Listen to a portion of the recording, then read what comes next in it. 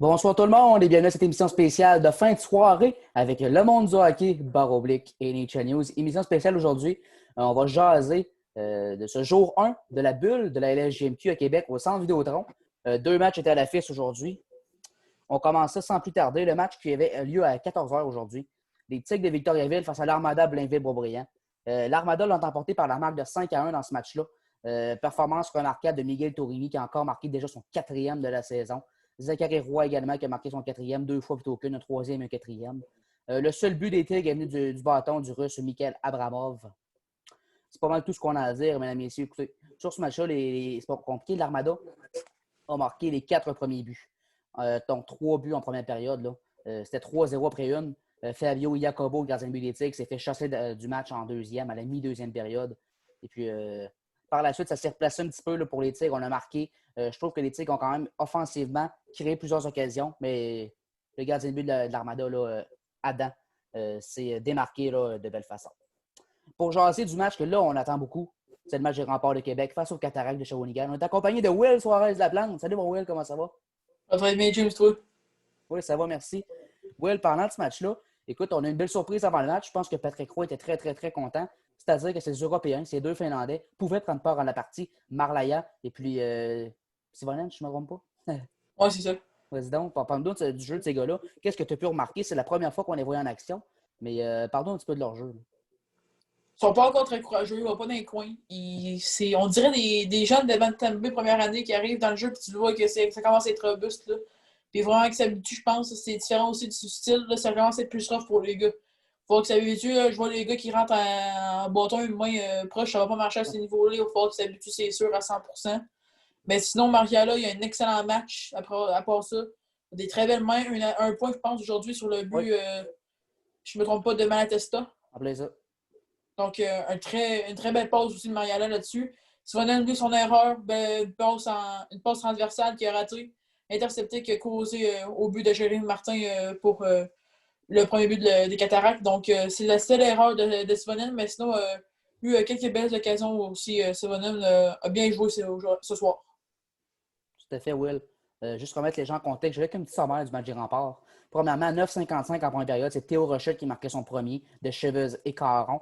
La réplique est venue en deuxième période à 5 minutes 36. Jérémy Martin marquait son deuxième de la saison. Une passe sublime de Charles Baudouin là-dessus. Mais par la suite, en deuxième, les Remparts sont venus. Hein. James Malatesta du Finlandais Mariaya et puis Rochette. Par la suite, on a Montreuil qui en a rajouté pour faire 3-1 de Gaucher et Nas. Début de troisième, Édouard Cournoyer, le défenseur de Montreuil et Gaucher. Et puis, un deuxième du match en fin de. Plutôt à la troisième période, oui. Un deuxième du match pour Jérémy Martin, un troisième cette saison, sur une autre passe sublime de William Veillette. C'est comme ça que ça s'est conclu. Will, on fait un retour sur le match. Ben, premièrement, tu as parlé des Finlandais, c'est vrai. Pour ma part, je vais te donner mon avis. Défenseur Sivonen, très difficile quand même. Moi, je trouve qu'il n'a pas été si mauvais que ça, mais il a quand même eu des séquences difficiles. Écoute, moi, je pense qu'il va apprendre à la dure. Là. C'est son premier match en Amérique du Nord avec les Remparts de Québec. C'est normal que ça paraisse. C'est tout à fait normal, c'est logique. Mais il va prendre du galon, il va continuer à progresser. Puis je pense que, justement, c'est l'expérience qu'il va prendre. Marlaya, on l'a vu, avantage numérique. Patrick Roy lui a fait confiance de belle façon. Il l'a fait jouer avec Rochette et Dubé. Ça l'a aidé, ça c'est sûr. Patrick Roy, il est bon, je trouve, pour développer ses jeunes dans les 2-3 dernières années, depuis qu'il est revenu à la barre des remparts. Là. Fait confiance aux jeunes, enfin. Puis je pense que c'est vraiment le fun pour le développement de ces jeunes-là. Attention au rempart de Québec dans quelques années. Marlaya était surveillé, tu as parlé de ses mains. J'ai hâte de voir ce qu'il peut donner offensivement. D'ailleurs, c'était son premier point, tu l'as dit, dans la LGMQ. Moi, j'ai une question pour toi, James. Ouais. Si Patrick Roy aurait pas eu l'autorisation de faire jouer les deux Finlandais, penses-tu qu'ils auraient quand même fait jouer? Ben, s'il n'y aurait pas eu l'autorisation, je ne vois pas pourquoi il aurait pris le risque. Il aurait pris le risque de perdre un match par forfait, c'est ça? Moi, je sais pas.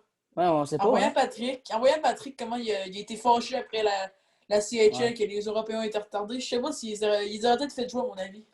Tu penses ça? C'est dans son genre. Une chose est sûre, Patrick aurait gagné en point de presse, ça c'est sûr, on en a entendu parler. C'est sûr. Ben oui, évidemment. Mais non, je ne sais pas ce que ça en aurait passé. En tout cas, lui, il était vraiment content d'avoir pris cette nouvelle-là. Puis, tu sais, ils l'ont pris tard, ils l'ont pris cet après-midi qu'il pouvait jouer.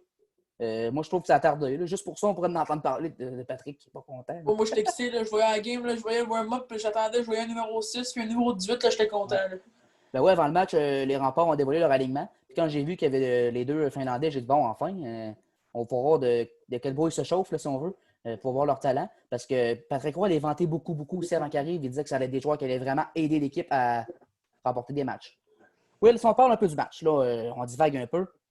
Qu'est-ce que tu as remarqué de ce match-là? On le sait, Rempart l'a remporté 4-2, une victoire qui fait du bien. La fiche des Remparts est maintenant de 2 victoires, aucune défaite, mais une défaite en prolongation. Ça fait longtemps qu'on n'avait pas joué. Les Remparts ont connu un bon départ. Moi, je trouve que les Remparts ont joué une solide rencontre. Oh, c'était. Les remparts, ils le savaient, ils étaient excités d'embarquer sa glace, ils avaient le goût de jouer. Puis ils l'ont prouvé dans la première période, deuxième période, troisième période. Ils ont été là, dans la face de Shawinigan durant toute la game. Ils ont prouvé qu'ils étaient excités, ils étaient prêts à gagner. Puis je pense que c'est ça qui leur a aidé. Shawinigan, eux autres, ils sont rentrés tard un peu dans la game, moi, je dirais. Là. Deuxième période, on a été un peu plus là. Puis troisième période, on a vu ça a encore été down. Là. Même à commencer avec le powerplay, ça n'a pas aidé, je pense. Tu as fait raison. Écoute, les Cataractes, ça a peut-être paru que leur leader n'était pas là, Maverick Bourque. Cependant, je te donne deux joueurs que j'ai aimés de leur côté. Bien, évidemment, le gars qui a marqué 2 buts. Là. Mais sinon, Xavier Bourgault, quel match il a connu. Puis Antoine Coulombe, je ne l'ai pas trouvé mauvais du côté des Cataractes devant le filet. Écoute, oui, il a donné 4 filets. Il se battait parfois avec la rondelle, les retours. Mais quand ça fait aussi longtemps que ça que tu n'as pas joué, là, je pense que c'est normal. Coulombe, un gars que j'ai bien aimé. Puis Bourgault, démontré des bonnes mains, des bonnes habiletés. On le connaît, il va être classé très haut lui, pour la centrale de recrutement de la Ligue nationale de hockey au prochain repêchage. Ça va être à lui de prendre du galon. Sinon, William Veillette. Je sais que je nomme juste des anciens chevaliers, mais c'est des gars qui, je trouve, qui se sont démarqués. C'est des gars qui se sont démarqués. Veillette, son engagement physique, robustesse, être tannant, la passe magistrale qu'il a fait sur le deuxième but des Cataractes, pour moi, il a joué un bon match. Veillette, Bourgault et Coulombe, c'est quand même solide. Si tu veux, je pourrais glisser un mot sur Bourgault, lui qui a raté quelques sens aujourd'hui. Ouais. Mais vraiment prouvé qu'il était encore là, puis il était prêt à embarquer sa glace, il avait le goût de jouer, ça paraissait, lui. Je pense qu'il y avait beaucoup de joueurs de Qatar qui ne se sentaient pas prêts aussi à jouer, je pense. Mais Bourgault, lui, il est embarqué sa glace. Lui, dans sa tête, son mindset, c'est vraiment de gagner la game, puis ça l'a prouvé, je pense. Il a raté quelques opportunités, puis il a passé proche à quelques reprises.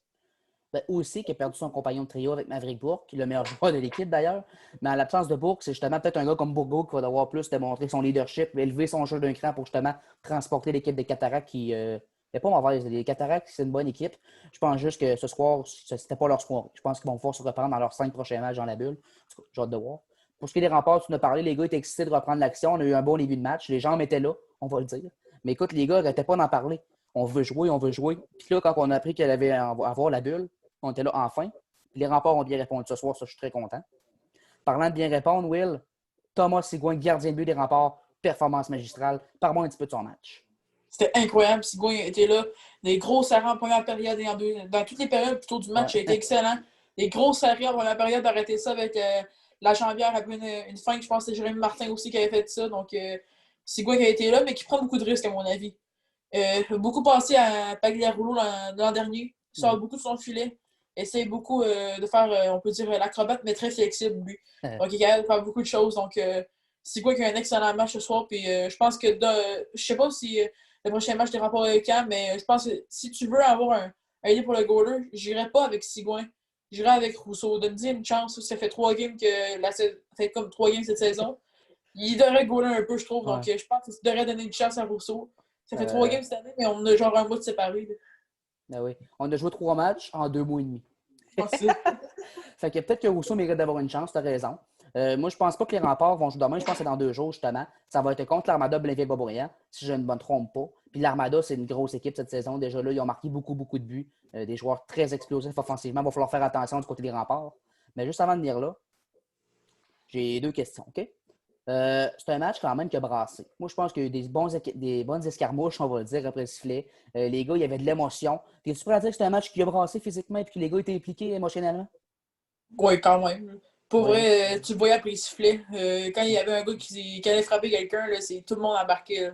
Ouais. Tu le voyais, je pense que c'était vraiment le rêve de revenir dans le game. Là, puis ils se sont dit, là, on peut recommencer à frapper tout le monde sur nos coéquipiers. Donc là, il y avait hâte, je pense. Ça, c'est ça. Donc, ça l'a prouvé. Là, je pense que c'est Ponomarev, quelque chose même, avec Shawinigan. Je ne me rappelle pas de son nom exactement, là, mais il a été très physique aujourd'hui. Puis ça il a prouvé. Il y a eu 2-3 punitions, je pense, en ce match. Donc, ça l'a prouvé. Quelques cheap shots, à mon avis. Une fois sur Dubé quand il ne trouvait pas la puck. Ouais. Donc, je pense qu'il va falloir qu'il s'habitue là-dessus, mais un match très physique, comme tu dis, moi, j'avoue. Puis tu prends les Cataractes de Shawinigan, ils ont quand même eu plusieurs minutes de punition aujourd'hui. Les Remparts ont fait payer les Cataractes 2 buts en avantage numérique ce soir pour les hommes de Patrick Roy. Moi, je pense que si les Cataractes auraient pris moins de pénalités, auraient été un petit peu plus disciplinés, ben, ils s'en auraient peut-être sorti autrement parce que c'est une différence de 2 buts, 4-2. Puis dans ces 2 buts-là, il y en a 2 marqués en avantage numérique. Je pense que si tu enlèves les 2 buts d'avantage numérique, ben, tu es dans un match de 2-2. Et peut-être que les Cataractes vont être en meilleure position pour récolter des points là, au terme de la soirée. Ce qui n'a pas été le cas. Mais encore là, chapeau à Thomas Sigouin, tous les joueurs des Remparts, là, les défenseurs qui se portaient à l'attaque, Édouard Cournoyer qui marque un but aujourd'hui, qui n'est pas nécessairement un défenseur offensif, mais qui a profité de ses chances. Puis aussi, chapeau à Patrick Roy pour la première unité qu'il a créée avec Rochette Dubé et puis le Finlandais Mariala. Ça, pour moi, c'était très, très bon. Veux-tu glisser un mot en terminant, Will, sur un possible match Rempart-Armada qu'on a dans 2 jours? À quoi qu'on peut s'attendre de ça? Moi, je pense que ça va être un match très excitant. À voir le nombre de buts que l'Armada score aujourd'hui, j'ai déjà hâte de voir la game. Moi, je pense que ma prédiction que j'avais dit sur mon podcast, que Victoriaville allait sortir vainqueur là, de la bulle, après avoir vu la performance qu'ils ont eue aujourd'hui, je pense que l'Armada a vraiment prouvé qu'ils sont là, puis ils sont vraiment boostés à essayer de gagner puis sortir vainqueur de la bulle, on pourrait dire. Donc, Ouais. ça va être un match très excitant. Puis je pense que les Remparts, eux autres, encore dans l'esprit d'être excités à jouer. Aujourd'hui, on l'a vu, puis ils sont sortis vraiment fort. J'ai bien hâte de voir le match Armada-Québec. Ça me fait chier, je ne pourrais pas le regarder, moi. Donc, j'ai vraiment hâte. Là, donc, je vais l'écouter à la radio, c'est sûr, mais je suis vraiment excité de voir à quoi ça va ressembler. Si je peux me permettre un petit peu sur l'Armada, là. Le premier week-end d'activité de la saison, ils jouent contre le Phoenix de Sherbrooke, qui ont marqué 2 buts. Pas 2 buts, mais ils ont récolté 2 victoires, c'est ce que je veux dire. Ils ont marqué beaucoup, beaucoup de buts. Un match de 8 buts, puis un autre match de 4 buts. Donc ça fait 12 buts en 2 matchs. Je me disais que c'est à cause que peut-être que le Phoenix n'a pas Samuel Lavage, le gardien de but prometteur. Finalement, c'est peut-être pas ça la raison. C'est peut-être que l'Armada est à prendre au sérieux, puis pas à peu près. Là. Ils ont joué quelques matchs, ils ont invaincus l'Armada. Ils ont joué des grosses minutes. Aujourd'hui, là, ils ont fait preuve d'opportunisme. Parce que je pense pas que l'Armada a été très, très, très dominant dans ce match-là. Je pense que c'était assez égal, mais qu'au final, les Tigres, offensivement, ils ont su bien jouer. Les Tigres, offensivement, tactique de jeu, j'ai trouvé ça bon. Olivier Adam, le gardien de but de l'Armada, a fait des arrêts. Mais d'un autre côté, Jacobo n'a pas fait les arrêts de son côté. Mais l'Armada, comme je dis, a fait preuve d'opportunisme. On a eu de bons lancers. Trouver les failles, c'est ce que je veux dire. Défensivement, les Tigres étaient tout croches. Puis ça va être une facette du jeu à pratiquer pour eux autres dans les prochains jours, voire semaines. Will, en terminant, je veux savoir, est-ce que tu as quelque chose à rajouter? Moi, j'ai rien d'autre à rajouter, James. Ça fait le tour de cette émission spéciale, mesdames, messieurs. Donc, c'était surtout pour vous parler des matchs qu'on a eu aujourd'hui. Je vous rappelle, victoire de l'Armada par la marque de 5-1 sur les Tigres. Et également ce soir, les Remparts de Québec qui faisaient leur entrée dans la ville bulle du centre Vidéotron face aux Cataractes de Shawinigan.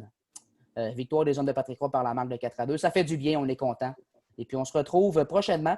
Écoutez, demain, il y a encore des matchs à l'affiche en LSGMQ. Est-ce qu'on ira avec une émission spéciale? C'est possible. Il y a d'autres choses qui s'en viennent pour nous autres, c'est évident. Will, merci beaucoup d'avoir été là. Bon, pour un, James. Donc, mesdames, messieurs, je vous souhaite une très bonne fin de soirée. On se reparle à très bientôt.